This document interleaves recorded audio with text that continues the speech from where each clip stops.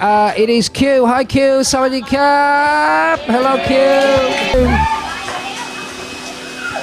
See you later, folks. A lot of people ask me, if you were starting a channel in Pattaya today, what would you do?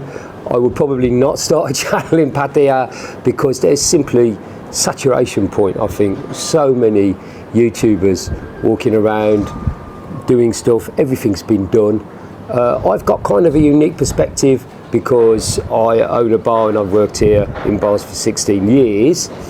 I have got a members area, which is great, and the members area I document and vlog my time behind the scenes running a bar, and trust me, it's chaos, right? If you want to join that, it's from £2 a month. Getting something like that is a good idea because it's a little bit different and other people aren't doing it.